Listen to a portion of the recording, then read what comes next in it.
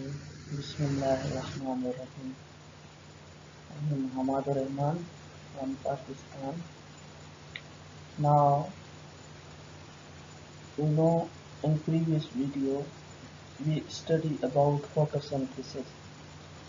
इससे पिछली वीडियो में हम फोटोसिंथेसिस के बारे में सिंपल पढ़ा था कि फोटोसिंथेसिस क्या होता है। इसमें पढ़ा था कि फोटो का मतलब होता है लाइट और सिंथेसिस का मतलब होता है तैयारी, यानी वो ग्रीन प्लांट जो कि लाइट की मौजूदगी में अपने लिए खुराक हासिल करते हैं, तो उनको हम कहते हैं कि ये क्या हैं, ये हैं ये उनके जो है वो हम कहते हैं कि ये ऑटोट्रॉफ है, यानी खुद जो अपनी खुराक तैयार कर सकते हैं।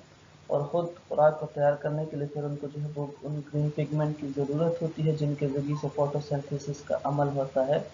तो उसमें फिर हमने मुख्तलिफ़ चीज़ों के बारे में पढ़ा था कि वो कहाँ पे होती हैं। फिर हमने पढ़ा था कि उसमें क्लोरोप्लास्ट होता है, फिर पढ़ा था कि क्लोरोप्लास्ट के अंदर ग्रेना होता है, ग्रेनम होता है, ल्यूमन होते हैं, inner side outer side stroma होता है। फिर इसके अलावा जो है उसके हमने क्लोरोप्लास्ट की स्ट्रक्चर को भी देखा था।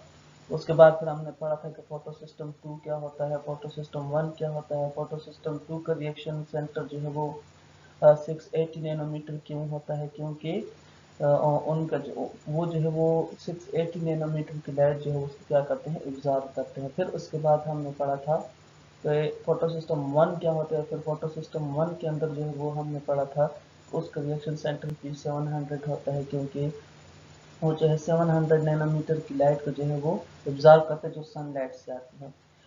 तो आज का जो हमारा टॉपिक है लाइट रिएक्शन जो होता है, उसके जो फोटोकेमिकल फेज होते हैं उसके बारे में हम पढ़ेंगे। तो उसके फोटो केमिकल फेज में सबसे पहले जो है वो हम पढ़ेंगे, इस वीडियो में हम पढ़ेंगे कि लाइट एब्जॉर्प्शन क्या है, मतलब लाइट जो है वो कैसे एब्जॉर्ब होती है प्लांट्स के अंदर। उसके बाद हम पढ़ेंगे कि वाटर स्प्लिटिंग क्या चीज़ होती है, कि वाटर जो है उसकी ब्रेक डाउन कैसे होती है।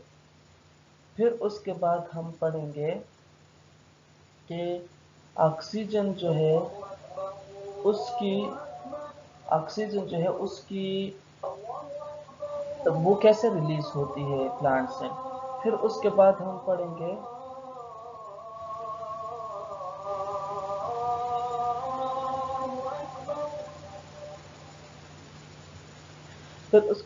पढ़ेंगे formation of ATP and NADPH, कि जो ATP है एडिनोसिन ट्राइफॉस्फेट है वो, और NADPH जो है ये कैसे बनते हैं, इनकी फॉर्मेशन कैसे होती है। तो इन सब चीज़ों के बारे में जो है वो क्या करेंगे हम आज इंशाल्लाह पढ़ेंगे इस वीडियो के अंदर। तो लाइट रिएक्शन जो है वो इन ये चीज़ें सारी लाइट रिएक्शन के अंदर क्या होती हैं, मौजूद होती हैं। तो इनके जो मुख्तलिफ प्रोसेस है तो उसको हम कहते हैं कि ये फोटोकेमिकल फेस है। तो हम फोटोकेमिकल फेस के बारे में पढ़ेंगे आज रिएक्शन इसके लाइट रिएक्शन के। अब अगर ATP देखें और NADPH देखें तो ये इसको हम कहते हैं कि ये हाई एनर्जी केमिकल इंटरमीडिएट्स हैं। क्या है? High energy chemical intermediates. सबसे पहले हम देखें कि जेड स्कीम क्या चीज़ होती है। लाइट रिएक्शन के अंदर क्या होता है, जेड स्कीम। जेड स्कीम भी जो है ये same non cyclic transport chain की तरह का ही प्रोसेस है, करके वही है। तो इसमें अब हम अगर देखेंगे इलेक्ट्रॉन ट्रांसपोर्ट का क्या मतलब है कि यहाँ पे इलेक्ट्रॉन जो है वो प्लांट्स के अंदर जब फोटोसिंथेसिस का अमल होता है, लाइट रिएक्शन का अमल होता है जिसमें फोटोकेमिकल फेज होता है, तो उसमें ये कैसे इलेक्ट्रॉन मूवमेंट करते हैं यहाँ पे। तो अगर सबसे पहले हम इस जेड स्कीम जो है इसकी हम एम देखें कि इनका जो है वो मतलब क्या है, मतलब इसकी ज़रूरत क्यों होती है। तो इस जेड स्कीम की ज़रूरत इसलिए होती है क्योंकि ये क्या करते हैं कि ये एक्सट्रैक्ट करते हैं किसको, इलेक्ट्रॉन को। अब इलेक्ट्रॉन को कहाँ से एक्सट्रैक्ट करते हैं, इलेक्ट्रॉन को एक्सट्रैक्ट करते हैं ये यहाँ यहाँ जो है ये यहाँ से एक्सट्रैक्ट करते हैं वाटर के ब्रेक डाउन होने के बाद। जब एक्सट्रैक्ट करते हैं तो इसको ट्रांसफ़र करते हैं, किधर ट्रांसफ़र करते हैं, इसको ट्रांसफ़र करते हैं इलेक्ट्रॉन एक्सेप्टर के पास। फिर इलेक्ट्रॉन एक्सेप्टर से इसको ट्रांसफ़र करते हैं किसमें, यहाँ पे ये एक इलेक्ट्रॉन ट्रांसपोर्ट सिस्टम है। अब ये जो इलेक्ट्रॉन ट्रांसपोर्ट सिस्टम है, इस इलेक्ट्रॉन ट्रांसपोर्ट सिस्टम के अंदर जो है वो आप देखेंगे यहाँ पे 3 किस्म के जो है वो चीज़ें मौजूद होती हैं। एक को हम कहते हैं प्लास्टोसाइनिन, दूसरे को हम कहते हैं प्लास्टोक्यूनिन। पहले जो प्लास्टोक्यूनिन होता है, फिर साइटोक्रोम B6 होता है, फिर उसके बाद जो है वो प्लास्टोसाइनिन होता है। तो फिर इनके अंदर जो है वो क्या होता है, ये इसको हम कहते हैं इलेक्ट्रॉन ट्रांसपोर्ट सिस्टम है ये वाला। फिर उसके बाद क्या होता है कि यहाँ पे P700, क्योंकि ये हमारे पास आपको पता है कि इसका जो फोटो सिस्टम 1 है उसका रिएक्शन सेंटर 700 है। तो यहाँ पे 700 की जो है वो लाइट आती है। 700 की लाइट आने के बाद यहाँ पे क्या हो जाता है, फिर ये इलेक्ट्रॉन जो यहाँ पे आता है वो अप हो जाता है। जब अप हो जाता है तो यहाँ पे ये इलेक्ट्रॉन क्या करते हैं, एक्सेप्ट करते हैं। अब अगर हम यहाँ पे देखें तो photo system 2 absorb red light of 680 nanometre wavelength electron and excited and transfer to an electron acceptor. अब इसका क्या मतलब है, इसका मतलब ये है कि जो ये फोटो सिस्टम 2 है, पहले हमने कहा कि 2 किस्म के सिस्टम होते हैं, एक को हम कहते हैं फोटो सिस्टम 1, दूसरे को हम कहते हैं फोटो सिस्टम 2। ये इनकी डिस्कवरी की बेस पे इनको जो है अलग अलग किया है। और इसमें इसका जो रिएक्शन सेंटर है वो 680 नैनोमीटर है, और इसका फोटो सिस्टम 1 का जो रिएक्शन सेंटर है वो 700 है। अब अगर देखें तो फोटो सिस्टम 2 एब्जॉर्ब करता है, जज़ब करता है किस चीज़ को, रेड लाइट। वो रेड लाइट, अब रेड लाइट क्यों कहा है, क्योंकि सनलाइट से जो रोशनी आती है, जो शुआएं आती हैं, जो रेज आती हैं, उसमें जो 680 नैनोमीटर वाली लेंथ की रेज होती हैं वही फोटो सिस्टम 2 एब्जॉर्ब करता है। और जब 680 नैनोमीटर वाली रेज होंगी तो वो 680 नैनोमीटर की रेंज के अंदर जो रेज होती हैं उनका कलर रेड होता है, इसलिए हम कहते हैं कि ये रेड कलर है। अब वेवलेंथ क्या चीज़ है, वेवलेंथ हम कहते हैं कि अब अगर ये ये वेव है तो इस वेव का जो ये दरमियानी फासला होता है, इस दरमियानी फासले को हम कहते हैं कि ये क्या है, ये वेवलेंथ है। तो हर एक कलर के अपने जो है वो वेवलेंथ होती है। तो अब रेड कलर जो सनलाइट से आती है उसकी वेवलेंथ 680 नैनोमीटर है। तो हम कहेंगे कि ये क्या होता है, जब ये आती है यहाँ पे तो यहाँ पे क्या हो जाता है, इलेक्ट्रॉन ये वाटर जो है वो इलेक्ट्रॉन देता है यहाँ पे। फिर यहाँ पे इलेक्ट्रॉन आने के बाद जो है वो फोटो सिस्टम एक्साइटेड हो जाता है। जब एक्साइटेड हो जाता है तो ये इलेक्ट्रॉन आकर ट्रांसफर करता है इलेक्ट्रॉन एक्सेप्टर के पास। The electron acceptor passes them to a chain of electron transport system consists of cytochrome। फिर ये इलेक्ट्रॉन एक्सेप्टर जो है ये क्या करता है, आगे ट्रांसफर करता है इलेक्ट्रॉन ट्रांसपोर्ट सिस्टम के अंदर, जिसमें जो मुश्तमिल होते हैं, जिसमें होते हैं क्या चीज़, साइटोक्रोम्स। यानी यहाँ पे सबसे पहले होता है प्लास्टोक्यूनिन, प्लास्टोक्यूनिन के बाद होता है साइटोक्रोम B6, फिर साइटोक्रोम B6 के बाद होता है प्लास्टोसाइनिन। तो इससे ये जो है ये क्या होता है, ये इलेक्ट्रॉन गुजरता है। This movement of electron is downhill in term of redox scale. अब ये रिडॉक्स स्केल क्या होता है कि यहाँ पे ये शो होता है 1200 से, यहाँ पे ये शुरू होता है पॉजिटिव 200 से, और ये यहाँ से जाके फिर इससे ऊपर फिर नेगेटिव होता जाता है। यहाँ तक जो है ये क्या होता है, ये यहाँ तक पॉजिटिव होता है, पॉजिटिव। तो जब अगर हम देखें तो ये डिपेंड करता है रिडॉक्स पोटेंशियल पे। अब रिडॉक्स पोटेंशियल क्या है कि वो मॉलिक्यूल जो होते हैं, उन यहाँ पे जो मॉलिक्यूल होते हैं, अगर उनकी हायर वैल्यू है किस चीज़ की, उनकी रिडॉक्स पोटेंशियल की वैल्यू अगर हाई है तो वो इलेक्ट्रॉन को क्या करेंगे, वो इलेक्ट्रॉन को एक्सेप्ट करेंगे। क्या करेंगे, एक्सेप्ट करेंगे। अब यहाँ पे देखें तो ये 1200 है, तो यहाँ पे देखें तो ये 1200 है। ये 1200 होने की वजह से यहाँ पे आप अगर देखें तो ये पॉजिटिव है, और यहाँ पे जो है मतलब रिडक्शन पोटेंशियल जो है यहाँ पे इसमें ये कितना है, ये यहाँ पे पॉजिटिव है। और ज्यादा है, ज्यादा होने की वजह से ये हमने कहा था कि इलेक्ट्रॉन एक्सेप्ट करेगा। तो ये देखें तो ये वाटर से एक इलेक्ट्रॉन यहाँ पे क्या करता है, एक्सेप्ट करता है। लेकिन जब रिडार्स पोटेंशियल की वैल्यू जो है वो जीरो हो जाती है या कम होती है या लो होती है, तो लो होने की वजह से ये क्या होता है, ये नेगेटिव में चला जाता है। तो यहाँ पे देखें तो ये इलेक्ट्रॉन जब यहाँ पे आ गया, यहाँ पे आने के बाद फोटो सिस्टम 2 एक्साइटेड हो गया। एक्साइटेड होने के बाद ये ऊपर की तरफ जाएगा। क्यों? क्योंकि इसको ट्रांसफर होने की जरूरत है। क्योंकि आप ये प्रोसेस जो है इसलिए होता है क्योंकि वाटर कभी भी NaDPH प्लस को जो है वो हाइड्रोजन नहीं देगा। यहाँ पे हाइड्रोजन इसको इलेक्ट्रॉन जो है वो नहीं देगा। अब क्यों नहीं देगा?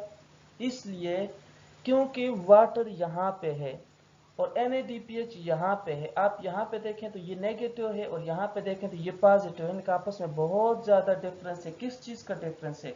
रिडाक्स पोटेंशियल का डिफरेंस है। तो इस रिडाक्स पोटेंशियल का डिफरेंस होने की वजह से ये इसको क्या करेगा, इसको ये यहाँ पे वाटर जो है यहाँ पे इसको ये इलेक्ट्रॉन नहीं दे सकेगा। तो इसलिए इसके ज्यादा नेगेटिव और पॉजिटिव डिफरेंस होने की वजह से इसके लिए यहाँ पे इलेक्ट्रॉन को ट्रांसपोर्ट करना जो है वो इम्पॉसिबल होता है डायरेक्टली। जब यहाँ पे डायरेक्टली इम्पॉसिबल होता है, यानी यहाँ से डायरेक्ट वाटर इसको नहीं दे सकते क्योंकि ये इम्पॉसिबल है। तो इसको पॉसिबल बनाने के लिए फिर फोटो सिस्टम 2 और फोटो सिस्टम 1 जो है इस्तेमाल होते हैं। और इस सारे सिस्टम को हम कहते हैं कि ये जेड स्कीम ऑफ लाइट है। क्या है? जेड स्कीम ऑफ लाइट है। अब जेड स्कीम ऑफ लाइट क्या है कि जेड स्कीम ऑफ लाइट इसको क्यों कहते हैं? क्योंकि आप देखें ये इसका जेग जैग स्ट्रक्चर है। ये देखें जेग जैग स्ट्रक्चर, यानी ऊपर नीचे है ऐसे जेड की तरह बना हुआ, इसलिए हम इसको कहते हैं कि ये क्या है, जेग जैग है।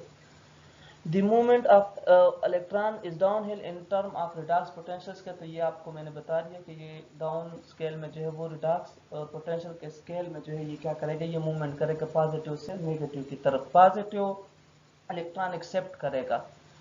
जब नेगेटिव रिडाक्स पोटेंशियल होगा तो ये इलेक्ट्रॉन डोनेट करेगा। यहाँ पे पॉजिटिव था तो इसने वाटर से एक्सेप्ट किया। जब यहाँ पे नेगेटिव है तो ये यहाँ से क्या करेगा, डोनेट करेगा। यहाँ पे फिर ये पॉजिटिव हो जाएगा। कौन? जब प्लास्टो किसके पास जाएगा, प्लास्टो क्यूनिन के पास जाएगा। फिर उसके बाद ये पॉजिटिव होगा जब जाएगा किसके पास, साइटोक्रोम B6 के पास। फिर पॉजिटिव होगा जब जाएगा प्लास्टोसाइनिन के पास।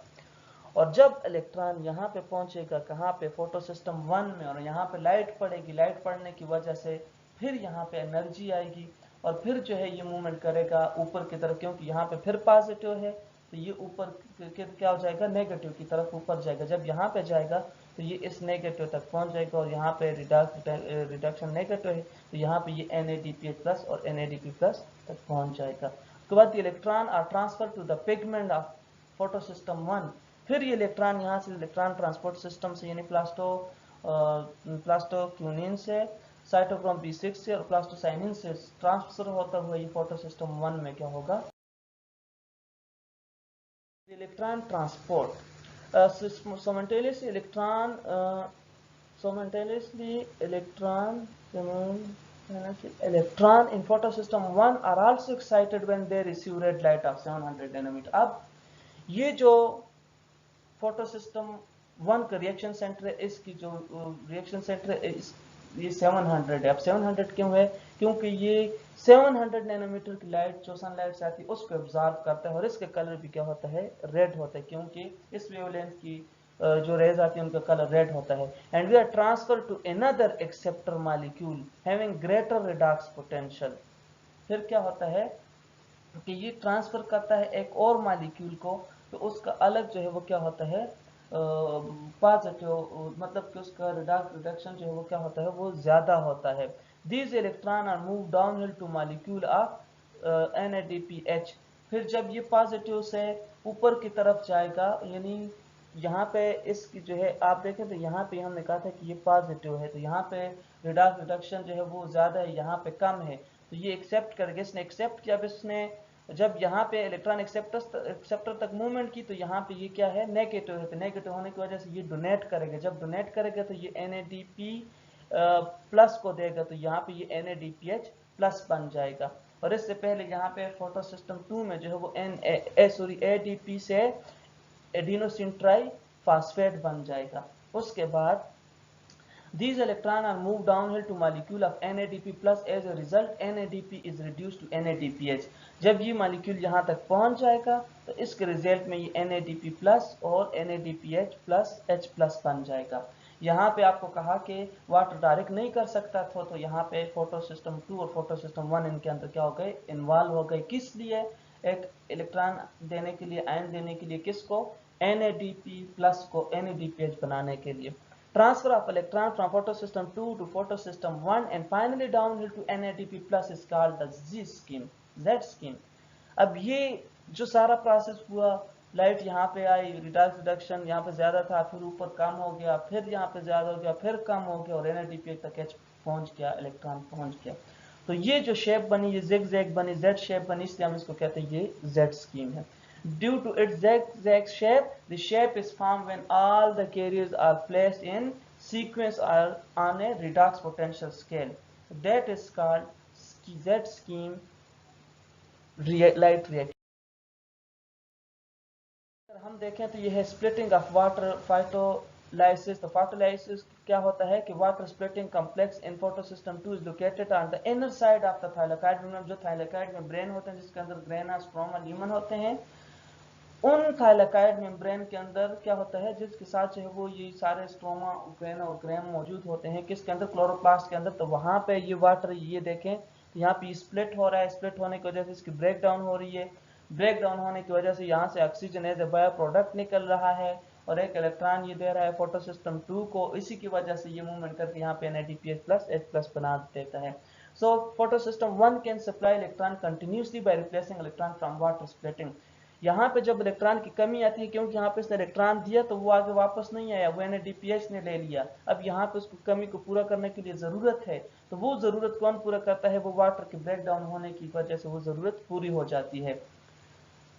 Thus photosystem 2 provide electron needed to replace and remove from photosystem 1. जो यहाँ से रिमूव हो जाते हैं तो उसको रिप्लेस करने के लिए वही वाटर क्या करेगा, इसको दे देगा। The proton H plus are used to reduce NADP to NADPH. तो वही प्रोटॉन जो H plus होगा वो क्या करेगा, वो NADP plus को रिड्यूस करेगा NADPH में, और ऑक्सीजन जो है वो क्या हो जाएगी, एज ए बायो प्रोडक्ट के तौर पर फोटोसिंथेसिस से।